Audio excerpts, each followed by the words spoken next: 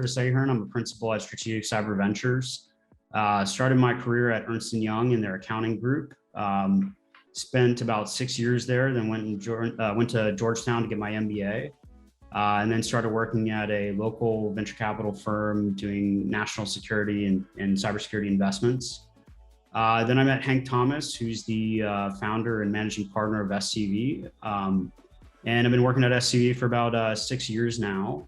We focus on cybersecurity, privacy, and resiliency. We're based in Washington, D.C., and we typically invest at the pre-seed, seed, and Series A stage. If you want to do a little quick background and introduction on yourself and HackNotice. Yeah, so Steve Thomas, founder and CEO of HackNotice. Background on myself, I've been in threat intelligence and security in general for about 15 years. I started my career with IBM, and I've been working at a variety of startups. Started HackNotice about 4 to 5 years ago, and we've been growing it ever since. Nice. So we'll just start at the beginning. So when did you sort of get into cybersecurity? How'd you first learn about it? And what interested you about cybersecurity? Yeah, so I was interested in cybersecurity at a young age. I think the 90s, we saw security and hackers start entering like the public forum. There's movies about it. We saw a lot of security events. Late 90s had a bunch of viruses taking over networks. So I always found it fascinating that a single person halfway across the world could break into a company, really shut down networks, cause a lot of chaos. So as I grew older, cybersecurity was always an interest, but it's hard to stay focused on one thing when you're growing up. One thing that really sort of cemented cybersecurity as where I wanted to be was I was shadowing an architect. So I was doing a job shadow. They sat me down in front of one of their terminals, and I had a list of all their master passwords in about 3 minutes. It wasn't even looking for it. It was just on a shared drive. And so that was one of the key moments. I was thinking, cybersecurity, that's probably something I should look further into. And so I went to college for it, got a master's in it. Gotcha. Okay. And then so started your career at IBM and what did you do while you were there? Yeah, so after college, joined IBM. I'm a second generation IBMer. So IBM's actually who's moved me every place I've lived my entire life. So IBM is the one that moved me down here to Austin, Texas. So I was an international sales consultant. So sort of like a sales engineer with some services built in. So IBM was a great place to start a career, learn how sales is done in a very by the book way at a large institution like IBM. Learned a lot, but also, if you're in a big company like that, you grow and then you potentially stagnate a little bit. So IBM was a great place to start, but ended up growing beyond IBM and starting to work for some startups. So out of curiosity, what did you learn at IBM? And now that you've had some experience outside of IBM, what would you say, looking back, you wanted to sort of unlearn? Yeah, I mean, IBM's a great company, but it's a lot of different companies all under one brand. I learned how business is done. Being a sales consultant, I actually spent a lot of time at major businesses that weren't just IBM. So every major bank, I spent some time inside of there working with them, worked internationally at banks, telecoms, got a lot of great insights into how the world of business works and operates. But also, if you're working inside the current structure, you're working inside the structure, there's not a lot of room for innovation. IBM does innovation, but does it at its own pace. And so one of the major things that I unlearned after my time at IBM was that not every job fits into a nice little box. And that's very true at startups. You can say that I'm the CEO, but what do I really do? I do like 6 to 7 different jobs and everything in between. So that was the major learning after leaving IBM, is that there's a whole lot of work that gets done that sort of falls through the cracks of official titles. Yeah. Yeah, no, that makes sense. So where did you go after IBM? Yeah, so had an opportunity to work for a startup here in Austin called Ethnography. And one of the major reasons that I went to Ethnography was it was a fast growing startup. They had just raised their Series A or their Series B.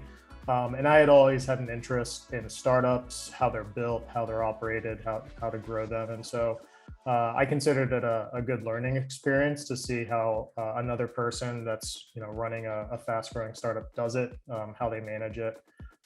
So worked for Ethnography for a few years as a sales engineer. Ethnography was not a security company. It was a patent analytics company. But for me, it was a great opportunity to meet people in the startup community, to grow my network, find some mentors, and really see how it's done from a boots on the ground perspective. Yeah. And then from there to, I believe, Security Scorecard. I left Ethnography to bootstrap Unlist.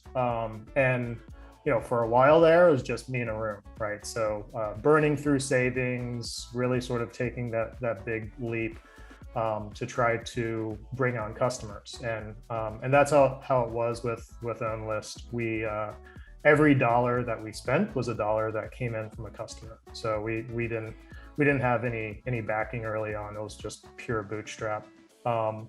And so that was really where the beginning of my startup journey. That was really the beginning of my startup journey. It was, taking that leap from Ethnography, bootstrapping Unlist, and thankfully it worked out. I was able to bring on some great logos like GE, McKesson, some social networks that we were working with. All to build this brand new credential as a service with my first startup. Yeah. So how did you land big customers like that with just like literally just a person, one guy in a basement? How'd you go about that? Yeah, it was hard. So we had the advantage that there is nothing else like it on the market, right? So we were brand new. This was before the days of Recorded Future or anything else that was out there. So I just did cold outreach. I exhausted my network, and then I just started sourcing, hey, who's a security analyst or a security professional at the businesses that I thought would care, right? And then I'll just do cold outreach. And thankfully, people were pretty interested. We didn't have any competition at the time.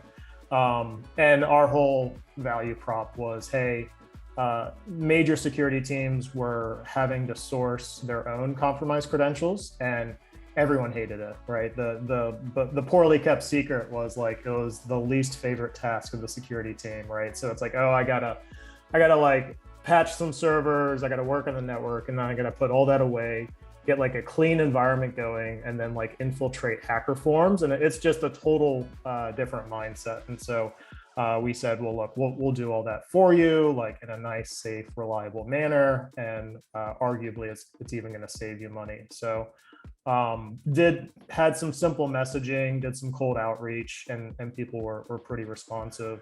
I think we maybe had a few inbound because we had some good word of mouth. I worked on marketing to get us into Forbes and a few other places whenever we'd see a new data breach. But it was mostly outbound, just reaching out to security analysts and hoping for the best. Now this was over a decade ago. So back then I had less competition for security analysts inboxes. Today it's a little harder. And so what became of Unlist and sort of where did that take you in your career? Yeah, so grew it, started building the team, raised a round of funding, but also at the same time, I was talking with one of our customers, and they were pretty interested in not just being a customer, but owning the whole thing. So after I raised the round of funding, was able to flesh out an acquisition with them and actually get that to close. So that was a great learning experience.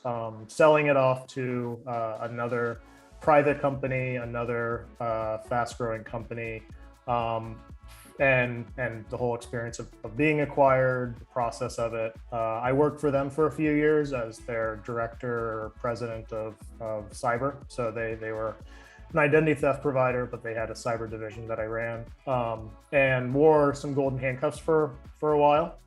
And then once the handcuffs were off, that's when I left and started doing something else. One of the last things that I did after acquisition was there was this startup founder that reached out to me, and very similar story. He said, "Hey, bootstrapping this new startup, and we think we could be a good data partner. Would you like to partner?" And it seemed interesting. It was like a third-party risk scoring company. So we did a partnership, and after the golden handcuffs were off, I went over to help. His name was Alex, to help Alex build his startup. That turned out to be Security Scorecard, who's now like a unicorn in the third-party risk space. Gotcha. And how long were you at Security Scorecard? So it was 2 to 3 years. So about 2.5 years, which in startup terms, it was about a decade, right? So I think we went through about 3 different rounds of funding. I went from being like the very first sales engineer and helping build the sales team and the whole sales function, all the way to like building out a team of 20. So it was a lot of hyper growth. It was a great experience. Scorecard, given its fast growth, had a bunch of challenges. So I was at Scorecard for about 3 years. And it was a great experience. Was able to do a lot of things that I hadn't done before, but also able to see how a startup could go from like Series B to very quickly growing to be hundreds of employees. Yeah. So you were at Scorecard for a few years. At what point did you start to get that kind of urge again, or that itch to kind of go and start another startup? And what were you thinking about at the time for what to start? What were you looking at in the market and seeing that led you to start your next company? Yeah, startups are fascinating. If you're an entrepreneur, I think you always have the urge, right? And you probably have the urge to start like a dozen startups at once, right? Because you're looking around the world around you, and you're saying, oh, well, like we need this and we need this and we need this, and I've got all these great ideas. The difference is that you have to weigh that urge versus like, will the market care? Is this likely to fail? I also had a family, so I have the urge to like have a paycheck and provide for my family. And so I think that while I was at Scorecard, I had the urge to do a lot of different things. But you have to really read the market. What if I had started a startup like right after my first one, right after it being acquired, I probably would have made the same startup over again, like version 2 of Unlist, like maybe some bells and whistles, like some easier data feeds, maybe like some integrations, but it would have looked very similar to the first startup. What happened as I was working at Scorecard is the market changed.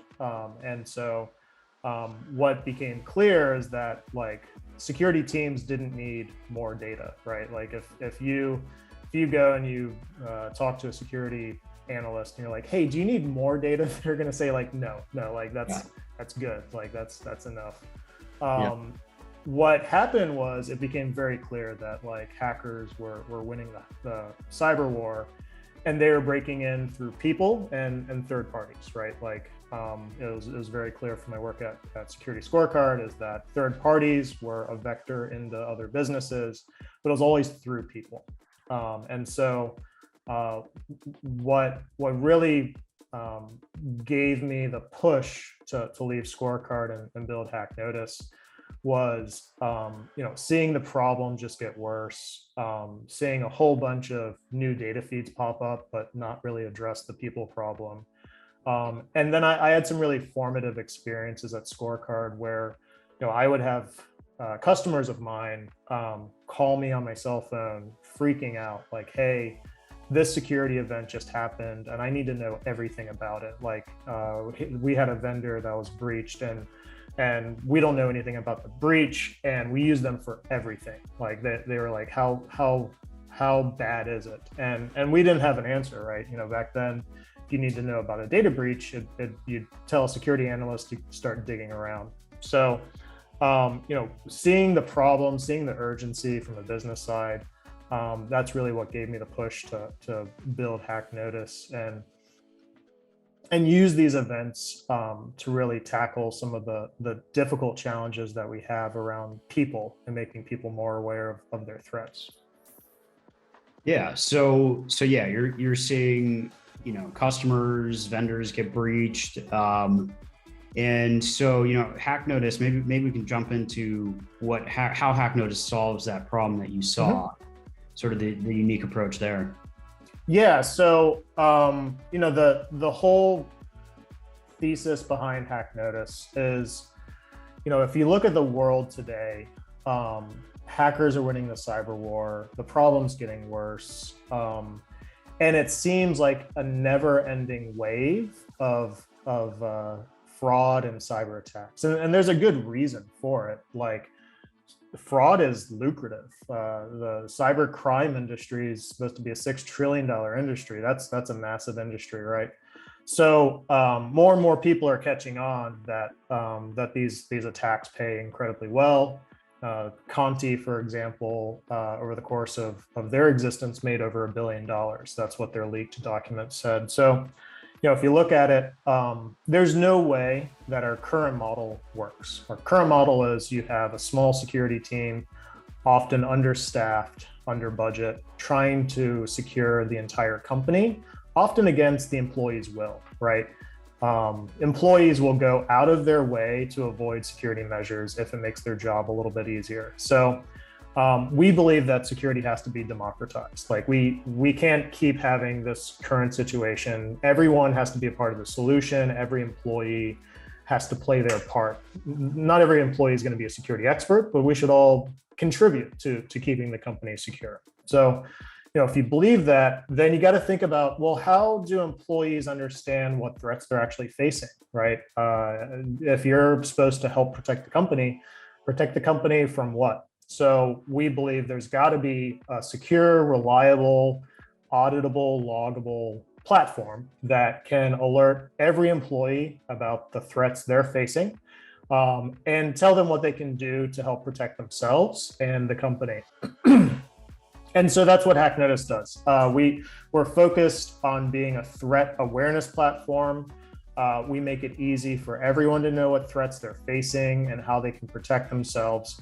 But we don't just stop there. We've done a lot of research on this and the psychology of this. And there's a very interesting thing psychologically that happens when you show someone a threat is their self-preservation kicks in.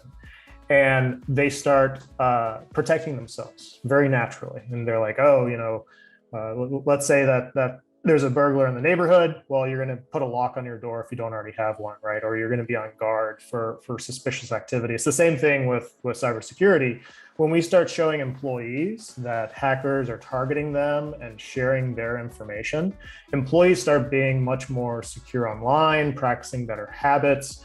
And it's a permanent change. And so that's really the whole value prop for HackNotice, is that a threat aware employee has the motivation to be secure. They will seek out security training. Like, usually you have to sort of force feed people security training, like you're beating them over the head with what phishing is. But with us, we show people how vulnerable they are, what threats they're facing. And then we say you're 80% likely to experience phishing this month. Then you're much more motivated to say, well, what is phishing? Like, how can I protect myself from that?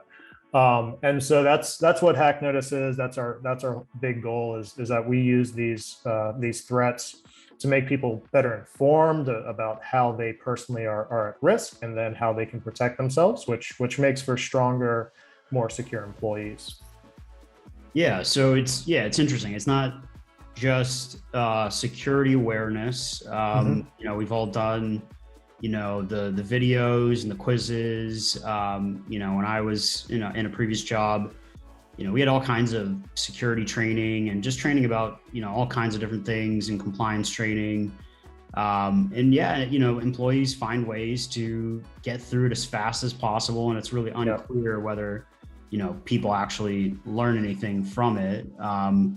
But I guess, prior to something like HackNotice, people pat themselves on the back and say, hey, we have a more secure posture, because employees did some of these trainings. So it's interesting that it's threat awareness, because it sounds like, you're sort of better aligning incentives, because the employee's incentive is to protect themselves. They have a little bit less of an incentive to protect the organization as a whole directly, right? Does that sound about right? That's exactly right. We focus primarily on employees protecting themselves. We're not focused on just their work life. We want employees to be protected at home. We want them to be protected with their personal accounts, even their family, right? So we focus entirely on an employee's motivation to be protected as an individual and as a member of their family. Yeah, no, I can confirm, my first time logging into HackNotice, it's pretty alarming. It's like, being in security, I knew a lot of this stuff was out there. But there's some things that I was pretty surprised, like family members' names. It's like when you see the raw data of that, it's pretty alarming. So employees get this data, and then what do you recommend they do, and how does the platform help them sort of take action? Sure. Yeah. So we provide a full lifecycle view of how this data can be used. So from a data breach, we are analyzing what happened in the breach and what types of data were stolen, whether it's financial records, health records. For data leaks, we're analyzing the data leak itself, and we're saying, like, this is a password, this is a home address, this is a phone number. So we do a lot of heavy lifting using machine learning and AI to make it easy to understand what this data is. And from what was stolen, we say, okay, here are the most common threats. Here's what hackers do with the data. If I steal your password, I'm going to try to take over your account. I'm going to try to commit fraud. And then we say, well, given that threat, how can you take action and protect yourself today? Not sometime in the future, not waiting around for the security team to do it. How can you protect yourself right now?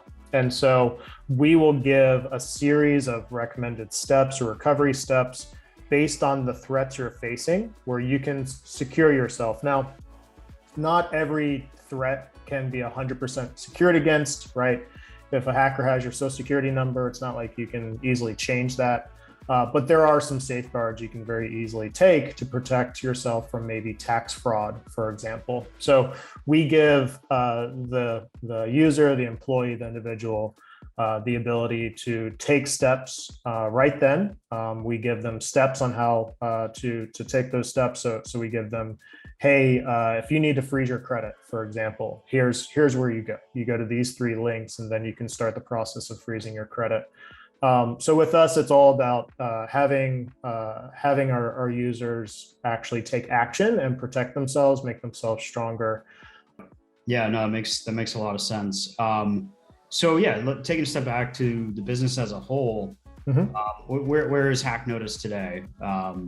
Customers or whatever, employees, whatever sort of metric you use to kind of evaluate progress. Yeah, so we've got dozens of customers. We have customers that are in the Fortune 1000. We've got customers that are in the Fortune 5. So we've got some pretty major brands that are using us today. I think we just went over 20 employees at HackNotice, but we'll be growing to 40 to even potentially 60 by the end of the year. So where are we today? We're in growth mode. And the reason that we're in growth mode and the reason we did this round of funding is because the market's just been responding incredibly well to our what we have to offer and our unique platform, our unique value. Where we are today is in growth mode. We're expanding our sales team, our marketing team, our engineering team. We're working with some of the top security teams on the planet to make our offering better and to really enhance the different ways that we interact with their employees. Yeah. You mentioned the fundraising round. Obviously, we're excited to be a part of it and lead the investment in that round. What are the plans with the fundraising round, and what do you see over the next few years for HackNotice? Yeah, so with this round, we're excited to have Strategic Cyber as our lead. We've got some great other VCs involved, like Litical, a few others that we're not naming for now, but some really big names that are involved. And this round is all about taking what's been a well-received product in the market and just building out the company around it that can make it successful. So we're going to be doing everything from, in the near term, lots of sales and marketing, lots of outreach, lots of customer interviews to make sure that we're getting better. Long term, we believe we've caught on to the very beginning of a new space. There's been a magic quadrant for like online security training for a while. And we think that there's a need and a demand for a platform like ours that can be real-time threat management for all employees, right? And so what we're working on is doing a lot of thought leadership around this, really helping people understand that you can do more with your employees than just tell them what malware is, right? Or lecture them about like password hygiene. You can actually engage them in a meaningful way with real-time threats and alerts and intelligence. And so we're going to be working hard to make sure that everyone, including the analysts, understand that there's a new space here, that there's a better way of doing security. So long term, we see ourselves as really building out this space and maturing it and codifying it in a way that this is now considered a best practice and potentially a requirement for different regulations. Yep. Yeah, no, that sounds awesome. You guys are going to be hiring and growing. How can people reach out to you if they're interested in either being a customer or employee? How can they get to you? Yeah, we're very interested in anyone who's looking to break into security sales, security marketing, the world of security in general.